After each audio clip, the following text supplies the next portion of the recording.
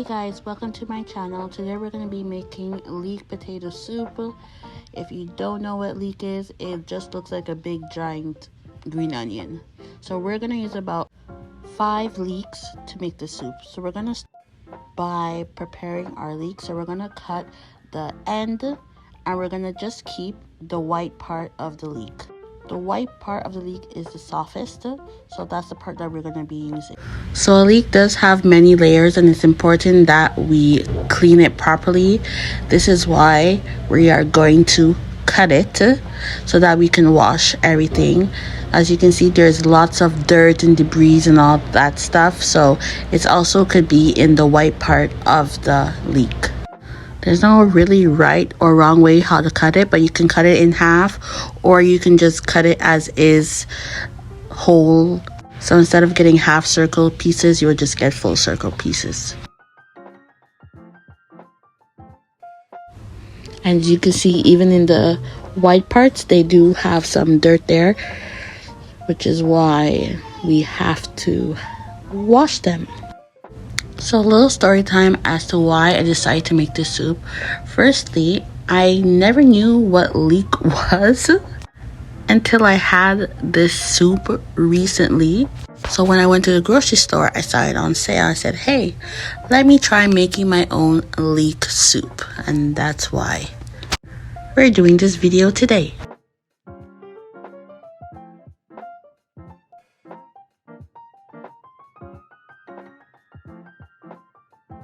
And plus, with the colder months coming ahead, it's pretty good to know different type of soup recipes. So sometimes you feel for like a Jamaican pumpkin soup or just a regular noodle soup. It really depends. Also, this is also very kid friendly. So some schools, or I think mostly daycares, they do offer this type of soup. So you can make this even for your kids at home, and for yourself if you like. You can like add more spice to it and all this stuff. It's really good, it's really tasty, and it's not that hard to make. It's just that every time you prepare something or you make something for the first time, it always takes longer than you making it for the second time or the third time. Okay, so now that we finally cut up everything, we're going to give this a wash. As you can see, our board is dirty. There's dirt, so we have to wash our board as well. So we're going to be adding some salt to get rid of the little dirt debris and everything. Make sure you rinse them well and try to separate them in the little rings that they're like little rings, so like circles. We're going to try to separate them so that way we can get into the layers and make sure everything is washed properly and thoroughly for the most part. Okay, just a side note, I should have done this actually earlier. It would have been much more less time consuming, but you can already like de-ravel it, I guess, before washing. That way it's just like a one-step like process. It won't take you that long. As for what I'm doing right now, I did not do that, so it's taking me a time to really like get them into their little circles or little pieces to make sure that they're really washed. So after doing all of this, we're going ahead and strain the water out. You can use a colander, a strainer, whatever is easier for you. And as you can see, I'm still trying to break them into pieces. I think colander is the right word, if I'm not mistaken. If I'm mistaken, let me know.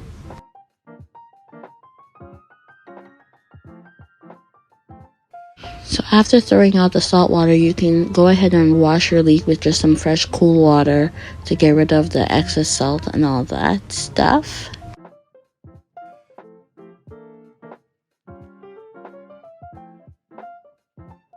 So now we're gonna go ahead with our potatoes. We're gonna wash them. These potatoes, they actually came pre-washed, but you know I'm still gonna wash them anyway. So we're gonna do the same thing like how we did to the leek. We're gonna add some salt. We're gonna get all the extra debris off before we start peeling, basically. So go ahead and give it a good nice little wash. Strain it. I did went ahead and wash my board because remember we did cut the leeks on the board and they weren't clean. So please make sure that you're cleaning your utensils as well before you start cutting the potatoes.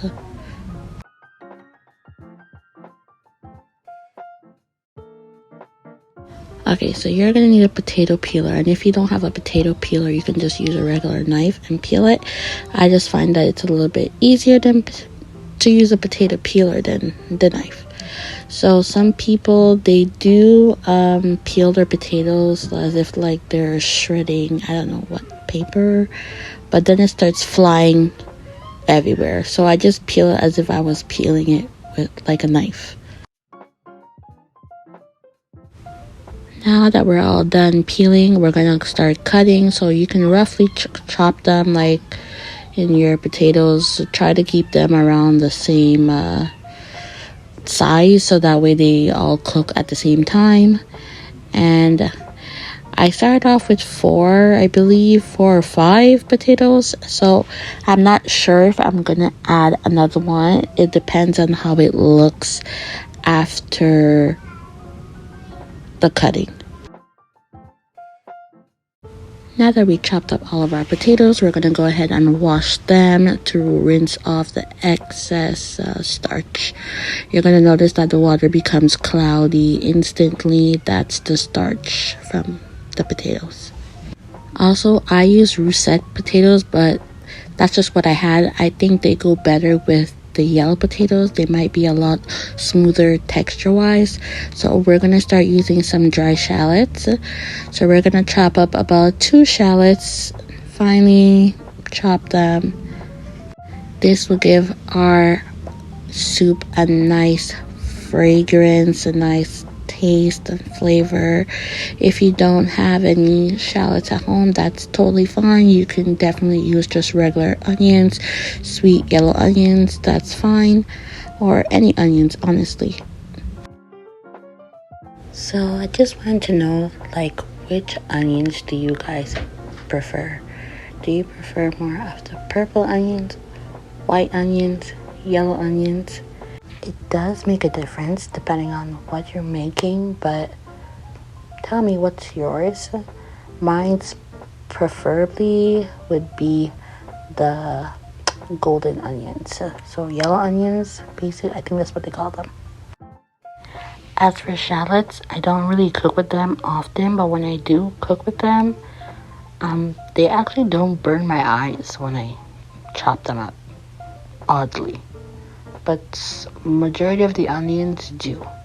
So we're gonna place the onions in a little bowl and put them aside, and then I'm gonna start cutting the second one.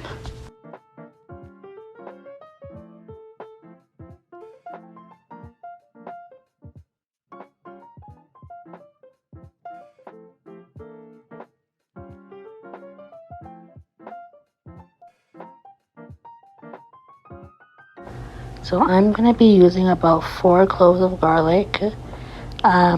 This really varies, depends on your palate. So if you prefer to have more garlic, or you prefer to have less, or the amount of soup you're making is a lot, this would vary on how much garlic you would use. So we're just gonna deshell the garlic, and then we're gonna cut it up.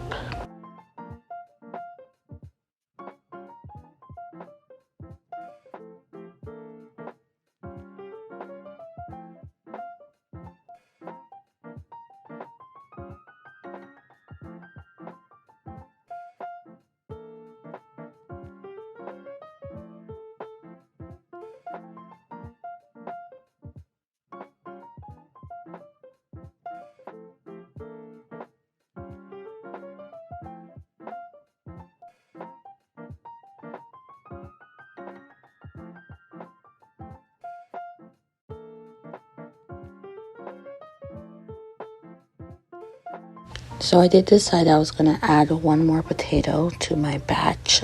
So that's what I did. I also went ahead and washed some celery. It's just something I had in my fridge. I thought I would just throw it in there. This is optional. You don't have to. So what I'm doing, I'm just peeling off like the very first layer of the celery to just make it more tender. If you want to leave it with the like as is, you can do that. It's just a personal choice. Why I choose not to do it, it's just that sometimes the stalk from the celery, it just doesn't blend smoothly. It will still have like small pieces most likely. And honestly, I just don't like that part. So it really is a personal preference. Now we can go ahead and chop them. It doesn't matter how thin it is really, because it's just to give it like a little flavor. And as we know, everything can be blended.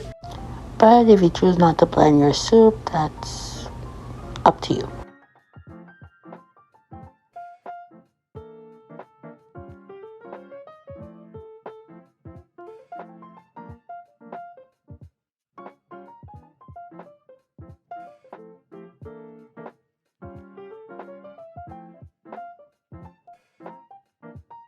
Okay, now that we prepared everything, go ahead and get your pot. I got a pot like this. I turned my pot on 7. Everybody's stove is different, so you have to know what works for you. You just want to start heating the pot with the oil. I chose olive oil.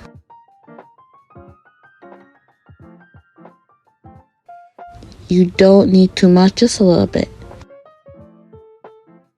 So we're going to start adding our onions into our pot. And please make sure that your pot is not too high so that the onions won't burn.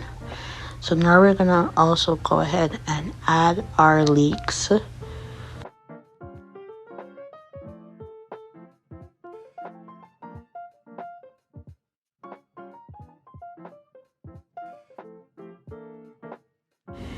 Once you have everything in the soup, you can go ahead and give it a nice stir.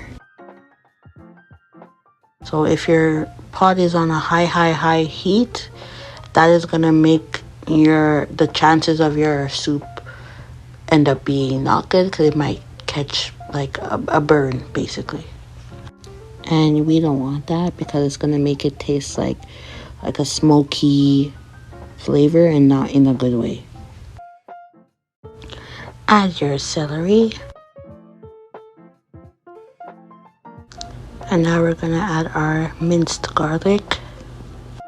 We're going to mix everything because we want it to be evenly distributed, especially with the oil and everything. So this is why you always have to stir also. So every time you're adding something new to the pot, it's a good rule of thumb just to always stir the pot every time you add something new. Or if you're going to add multiple things, you add them all at once and then you stir. It really depends. So while we're waiting for this to kind of steam, because it does kind of act like a cabbage. If you've steamed cabbage before, you know that it does spring water. So we're waiting for it to kind of like steam. So you can go ahead and look for your chicken broth. I have low sodium, but if you have regular chicken broth, that's fine. We're going to start off with just like preparing the cups that we need. So 2 cups I start with, because that's the biggest measuring cup I have, but honestly we'll be using the whole box. So do not add this to the pot just yet. We are going to cut up some garnish for our soup. So it's just a little bit of scallion if you have, or chives at home if you have. And if you don't want any of that at all on top of the soup, that's totally fine.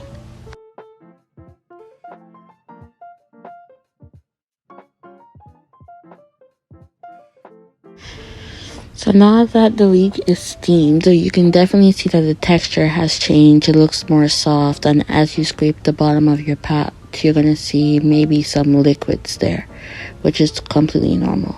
So we are going to mix it a little bit. We're going to bring the bottom to the top basically, so that way everything is well steamed. We're going to go ahead and add our 2 cups of chicken broth. And like I mentioned before, we're going to be using the whole box. So for those who likes measurements, so it's going to be 4 cups of chicken broth. After adding the chicken broth, we're going to want to bring this pot to a boil. But before that, we're going to add our potatoes. All of them will go in the pot and you're going to stir it. Now that everything is all nice and stirred, we're going to go and add 2 bay leaves into the pot.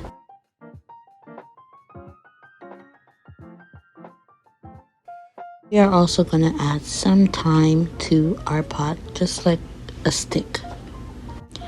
This is going to give us some more flavor. Right now we're building flavor in the soup.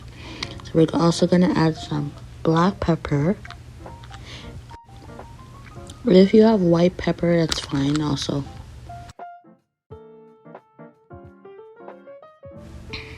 So I'm going to add some seasoned salt. If you want to use regular salt, you can do that. I'm just going to use this one just to, like I said before, build some flavor. So I'm going to gradually add this to my pot. I'm not going to put too much in the beginning because we don't want it to be too salty. So this way, you know, as you're cooking your soup, you can gradually add more if you need. I'm also going to put some Italian seasoning, not too much. And we're going to mix everything in the pot. Then we're going to cover it and we're going to bring it to a boil. So the pot is definitely bubbling. It's really important that you do taste your soup as you're adding these seasonings. So I had tasted it and it did need a little bit more seasoned salt. I don't want to put just salt because I'm trying to really make it tasty. Sometimes salt is a little bit by itself, it's just a little bit bland. So it really depends. You can see here, most of the thyme leaves are actually in the pot, but I'm still going to leave the stick in the soup until I'm ready to blend everything. I'm also going to add a little bit of onion powder.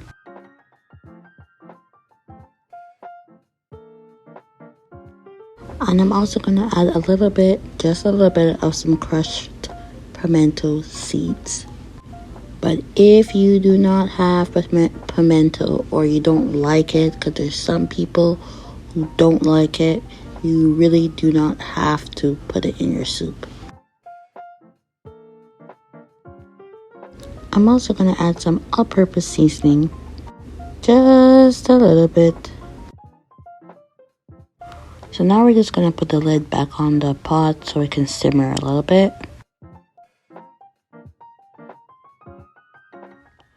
As you can see, the potatoes are cooked and the leek is practically transparent. I'm just going to try the broth again.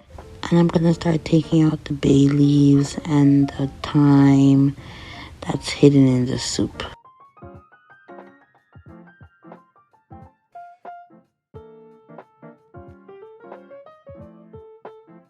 So the soup is practically done. So what you're going to do, you're going to want to start tasting your soup again. Constantly tasting your soup. Just make sure that you're not missing any flavoring, anything. If you want to add maybe some garlic powder or anything of that sort, you literally can make this soup to how you want it to taste. So you don't necessarily have to use my seasonings exactly, but just make sure that it's to your taste. So for me, it was missing just a little bit of like the sweetness. So I put about just 1 tablespoon of sugar, brown sugar, into the pot, which gives this subtle sweetness. It's not overly sweet, just like a little sweetness. But this is optional. You don't have to add it if you don't want. And you can add more or less. It really depends. So if you have a handheld blender, you can put it directly in the pot and blend your soup. I do not have that, so I just use my blender, my handy dandy Ninja blender. It works wonders, never did me wrong, never steered me wrong. So you can still get the same outcome if you just use a regular blender. So I put most of the chunky pieces in the blender at first, and then the remaining liquids that were in the pot, I put it at the end. So you can pulse it a few times if you're scared it's gonna overflow or something, and then after that you can leave it on a high pulse and have it just blend out everything quite smoothly. Keep in mind, do not turn off your stove. Leave the pot still on the stove because we're gonna put it back in the pot because we're gonna add one more final ingredient to our soup. And as you can see, it looks already very smooth. We just want to stir it after just to make sure that there is no lumps, no bumps, no nothing. So go ahead and give it a stir, but normally if you blend it, it typically does not have any lumps. So as you can see, it's pretty smooth looking.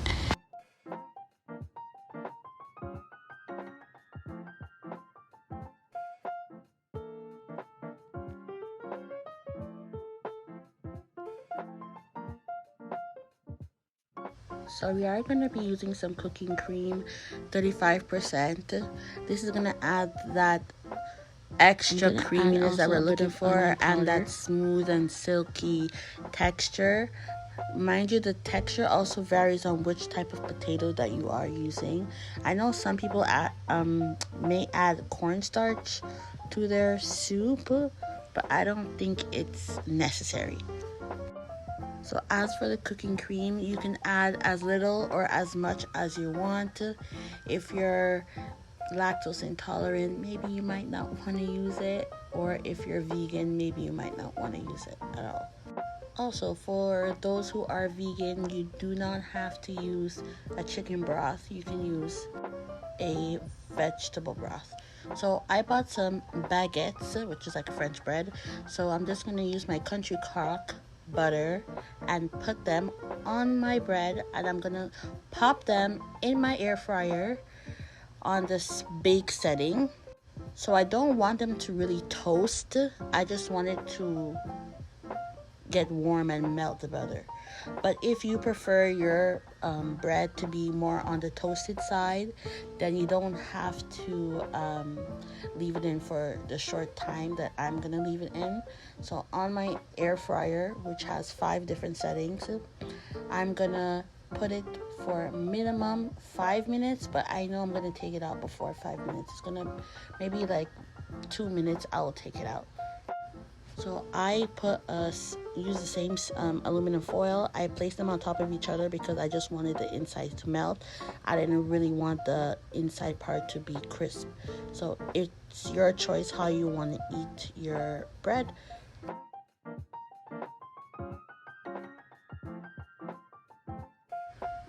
So about 2 minutes I took it out, and the butter was already melted, so that's good enough for me. And there you have it. There's your leek and potato soup. And if you want it to be a little bit spicy, you can go ahead and use some pepper and add it to your soup. So don't forget to like, share, and subscribe, and follow me on Instagram.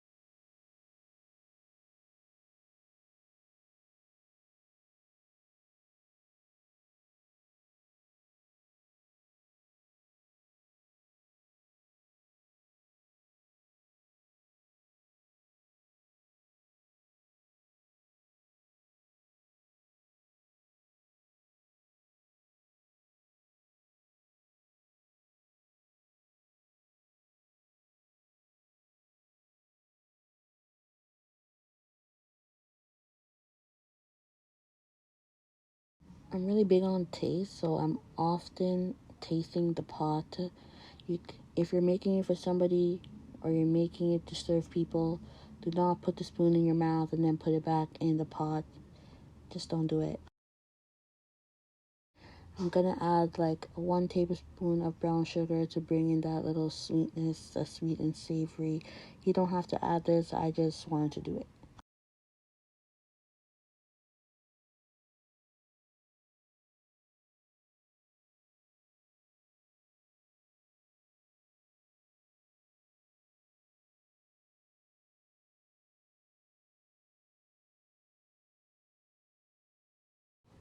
So if you at home have a handheld blender, you can directly place that in your pot.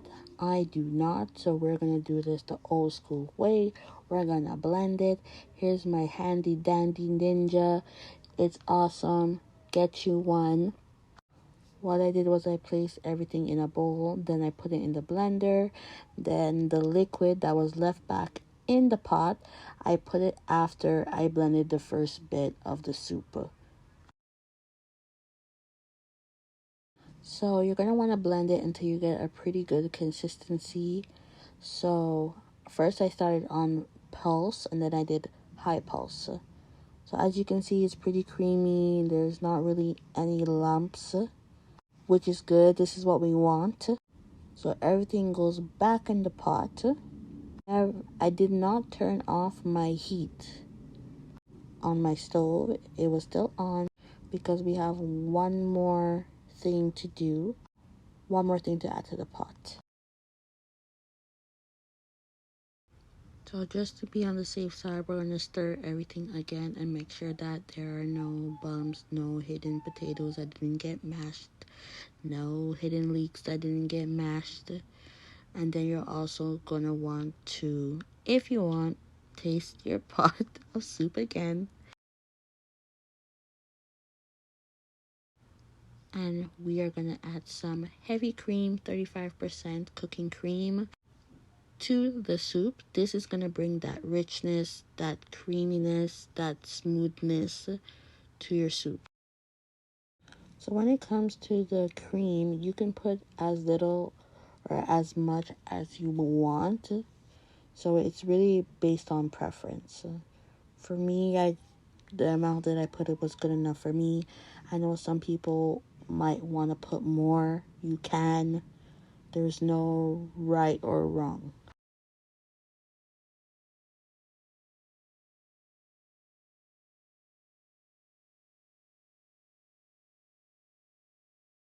So the soup is pretty much done, but I like to add a little bread to it. So I bought some fresh baguette and I'm going to be using the country crock as you saw. So you can cut them up in square pieces like this or longer pieces. It really doesn't matter. So you're just going to butter all the pieces up.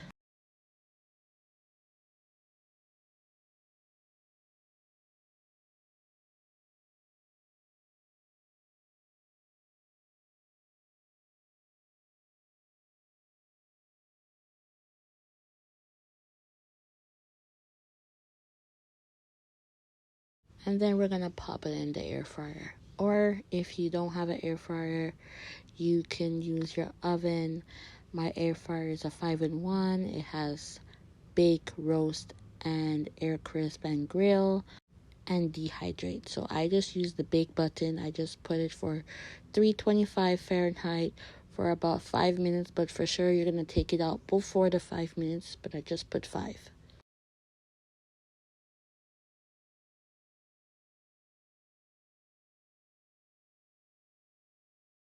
So right about here, you can take out your baguette.